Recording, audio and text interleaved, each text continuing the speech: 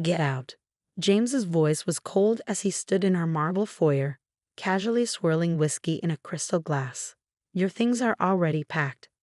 I stared at the Louis Vuitton suitcases lined up by the door, the ones he'd bought me last Christmas when everything still seemed perfect. My hands trembled, but I kept my voice steady. So that's it? After 8 years of marriage, you're just throwing me out. He smirked, taking another sip. Come on, Emma. Let's not make this dramatic. We both know this marriage has served its purpose. Your inheritance helped build ClearTech into what it is today. Now that we're going public, I need someone more suitable by my side. Someone who understands the tech world. My name is Emma Chen, and at 34, I was watching my life crumble around me. 8 years ago, I'd married James believing in love and forever. He was brilliant but struggling, working on a startup he swore would change the world. When my parents died in a car accident 2 years into our marriage, leaving me their life savings and family business shares worth $3 million, I didn't hesitate to invest it all in his dream. You mean someone like Melissa? I asked, thinking of his 25-year-old head of marketing who'd been spending more and more time at our house lately. The way she looked at him during dinner parties, how they always seemed to be having late meetings. James's smile widened. Melissa understands vision.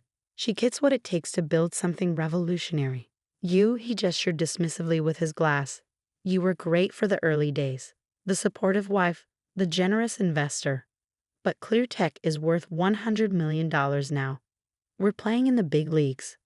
I looked around our mansion. The sweeping staircase, the chandelier that cost more than most cars. The art I carefully selected to make this place feel like home. All of it built with my family's money, my trust, my love. The board meets tomorrow to finalize the IPO, James continued, checking his Rolex. Another gift bought with my inheritance. Melissa and I need to prep. So if we could wrap this up. I walked to the suitcases, my heels clicking against the marble floor.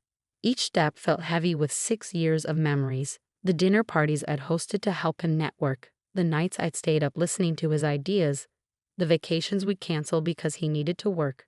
I believed in him completely, had been so proud to help build his dream. You know what's funny? I said, turning to face him.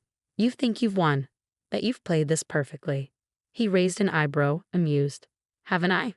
ClearTech is about to go public. I'm about to become one of the youngest tech billionaires in the country. And you? He shrugged. You'll get whatever the prenup stipulates, which, if I remember correctly, isn't much.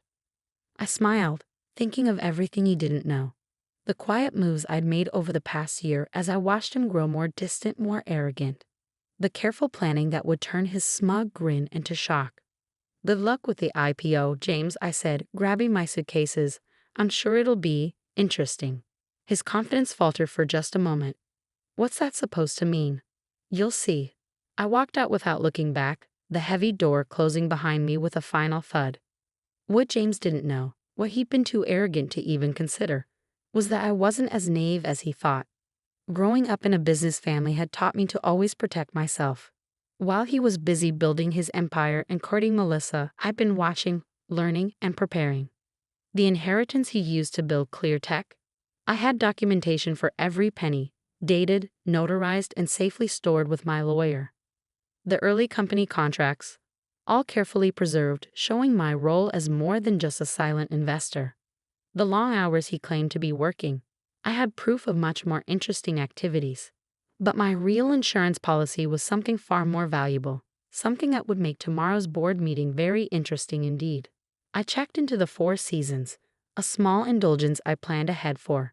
As I unpacked, my phone buzzed with a text from my best friend Lauren. Are you okay? Did you do it? It's done, I replied. He kicked me out just like we expected. Melissa's already moving in. That smug bastard, she texted back. He has no idea what's coming, does he? I smiled, thinking of the documents safely stored in my laptop. Documents that would turn James's perfect plan upside down. No, I wrote. He doesn't. That night, I sat in my hotel room watching the city lights twinkle below. 6 years ago, James had been a struggling entrepreneur with big dreams. I believed in those dreams, had wanted to be part of building something meaningful. The $3 million from my parents had seemed like fate, a way to honor their memory by helping create something amazing. I remember the day I transferred the money to ClearTech's account. James had hugged me tight, promising we'd build an empire together. You and me against the world, he'd said. Partners in everything. Now here I was, kicked out of my own house so he could move in his girlfriend. The wife who funded his success discarded like yesterday's news. But James had made one crucial mistake. He'd underestimated me. Growing up watching my father run his business, I'd learned that trust was good, but documentation was better.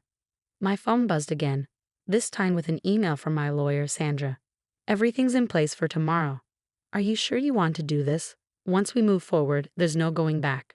I thought about James's smug smile as he dismissed me, about all the nights I'd spent alone while he was working late with Melissa, about how he thought he could use me and throw me away. Unsure, I replied, let's show them what I'm really worth.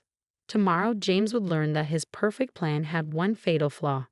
Me, and I was done being underestimated.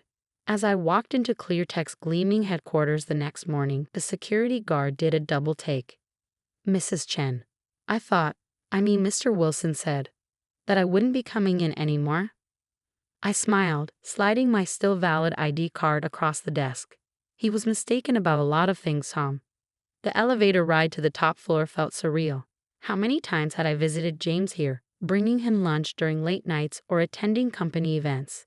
The modern art on the walls, the sleek furniture in the reception area, all of it chosen with my inheritance money. I could hear voices from the boardroom as I approached. James was mid-speech, his voice carrying that confident tone I'd once found so charming. Which is why this IPO will position ClearTech as the leading innovator in cloud security, our proprietary technology. I pushed open the door, and the room fell silent. 12 board members turned to stare at me, their expressions ranging from shock to discomfort. James stood at the head of the table, his presentation frozen on the screen behind him. Next to him, Melissa's perfectly made-up face paled. Emma. James recovered quickly, his smile tight. This is a private board meeting. You shouldn't be here. I took a seat at the far end of the table, placing my laptop in front of me. Actually, I have every right to be here.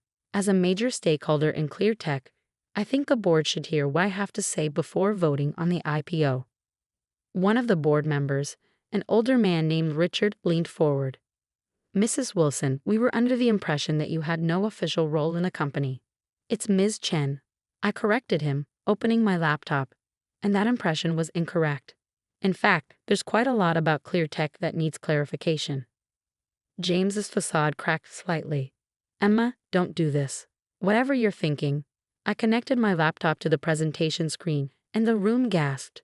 There on display was the original investment agreement, $3 million transferred from my personal account to start ClearTech, with clear terms about my role as a founding investor. As you can see, I said calmly, my investment wasn't just a wife supporting her husband. It was a formal business arrangement with specific conditions about my involvement in major company decisions, like, say, an IPO. The board members shifted uncomfortably, several of them shooting questioning looks at James. He had always portrayed ClearTech as his sole creation, conveniently leaving out the fact that his wife's inheritance had made it all possible. That was years ago, James said dismissively. The company has grown far beyond that initial investment. True, I nodded, clicking to the next slide, which is why I found it interesting that you've been systematically erasing my contributions from company records. These are the original documents, and these, I split screen to show altered versions, are what you submitted to the SEC for the IPO filing. The room erupted in murmurs. Document falsification in an IPO filing was serious, the kind of thing that could derail the entire process and trigger investigations. This is ridiculous, Melissa spoke up, her hand possessively on James's arm. You're just bitter because my husband used my family's money to build this company, then tried to push me out when he thought he didn't need me anymore. I interrupted. No, Melissa, I'm not bitter. I'm just well prepared. I clicked to the next slide, and James's face went ash white. There on the screen were bank statements showing systematic fund diversions from ClearTech's accounts to offshore holdings. Millions of dollars moved quietly over the past year. Would anyone like to explain these transactions? I asked innocently. Because I'm very curious about why company funds were being moved to accounts in the Cayman Islands right before the IPO announcement. Richard, the board member who'd spoken earlier, stood up abruptly. Mr. Wilson, is this accurate? James tugged at his collar, his cold demeanor cracking. These are complex financial arrangements for tax purposes, completely standard. Standard? I raised an eyebrow. Is that what you told Melissa when you promised her shares from these accounts? When you planned to cash out together after the IPO? Melissa jumped up, her chair scraping against the floor. How did you? No. I finished for her. Let's just say you should be more careful about what you discuss over company email, especially when the company's security system was partly funded by the person you're planning to betray. The boardroom erupted into chaos. Several members were on their phones, presumably calling their lawyers. Others were demanding immediate explanations from James, who stood there looking like his perfect world was crumbling around him. This is a simple choice, I said, raising my voice above the commotion. Either we postpone the IPO and restructure the company leadership to reflect its true ownership, or I take this evidence to the SEC. Your call. James stormed around the table toward me, his face contorted with rage. You manipulative bitch, he hissed under his breath. You're trying to destroy everything I built. No, James, I said quietly, meeting his gaze. I'm taking back what's mine. What we built together, before you decided to throw me away. The board quickly called for an emergency recess. As people filed out of the room, many of them already on their phones with crisis managers and lawyers, I packed up my laptop calmly. Everything I'd shown them was just the tip of the iceberg. I had more evidence, more proof of James's deceptions, safely backed up and ready to deploy if needed.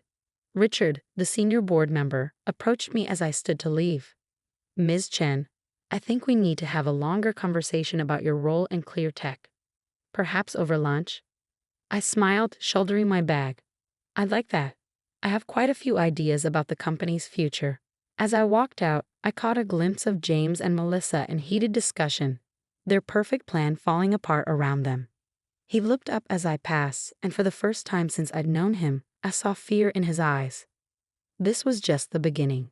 James had thought he could discard me without consequences, but he was about to learn just how expensive that mistake would be. The weeks following the board meeting were a whirlwind of legal negotiations, emergency board sessions, and company restructuring.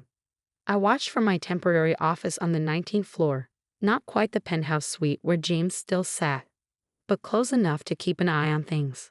The IPO had been postponed indefinitely.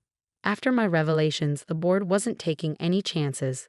They'd hired independent auditors to go through every transaction, every document, every decision made in the past 6 years.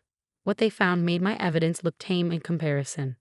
They've uncovered at least $12 million in questionable transactions, Sandra, my lawyer, told me one morning as we reviewed the latest findings. James wasn't just planning to cash out with Melissa. He was setting up a parallel company structure. He was going to use the IPO money to start fresh, leaving ClearTech as an empty shell. I sipped my coffee, looking out over the city skyline. And Melissa? Any word from her legal team? Sandra smirked. She's singing like a canary, turned over everything. Emails, texts, recorded conversations. Apparently, she's not as loyal to James now that his perfect plan has fallen apart. I wasn't surprised. Melissa had always been ambitious, but her loyalty extended only as far as her own interests. Once she realized James couldn't deliver the wealthy future he promised, she'd switched sides quickly. The press had been having a field day with the story. Tech CEO's IPO dreams crumble amid fraud allegations, read one headline. ClearTech founder's wife exposes million-dollar deception, screamed another. James' reputation in the tech world, once golden, was now thoroughly tarnished. But I wasn't interested in revenge, I wanted justice. The board had been surprisingly receptive to my proposals for restructuring the company. With James's credibility destroyed and the threat of SEC investigations looming, they were eager to find a stable path forward. The board meeting's in an hour, Sandra reminded me, gathering her papers. Are you ready? I nodded, straightening my blazer. More than ready. The boardroom looked different now. The same sleek table, the same floor-to-ceiling windows. But the energy had changed. James sat at the far end, his usual confidence replaced by barely contained anger. His lawyer whispered something in his ear as I took my seat. Richard called the meeting to order. As you all know, we're here to finalize the leadership restructuring of ClearTech. Following the independent audit and extensive legal review, the board has prepared a resolution. I kept my expression neutral as he read through the terms. James would step down as CEO, though he retained a minority stake in the company. The offshore accounts would be frozen and investigated. And most importantly, I would be installed as executive chairperson, with final say over all major company decisions. This is insane, James burst out, standing up. You're giving her control of my company? Our company, I corrected him quietly, built with my family's money, my support, and my trust. Money you tried to steal, support you abused, and trust you betrayed. The board members shifted uncomfortably, but no one spoke up to defend James. They'd all seen the evidence, all realized how close they'd come to being implicated in his schemes. The resolution is fair, Richard said firmly. Ms. Chen's investment and early involvement were instrumental in building ClearTech. Her recent actions protected not just her interests, but those of every shareholder and employee. The vote was quick and decisive. 10 in favor, 2 abstaining, none opposed. Just like that, control of ClearTech passed to me. As people filed out of the room, James approached me, his face dark with fury. Congratulations, he spat. You've destroyed everything I worked for. I stood up slowly, gathering my things. No, James, I saved what we built together. You're the one who tried to destroy it with greed and lies. You think you can run this company, he sneered. You don't know the first thing about tech. I know about loyalty, I replied. About building trust and keeping it. The technology might be complex, but the principles of good business are simple, something my father taught me long ago. I walked to the door, then turned back for one last look at the man I'd once loved so completely.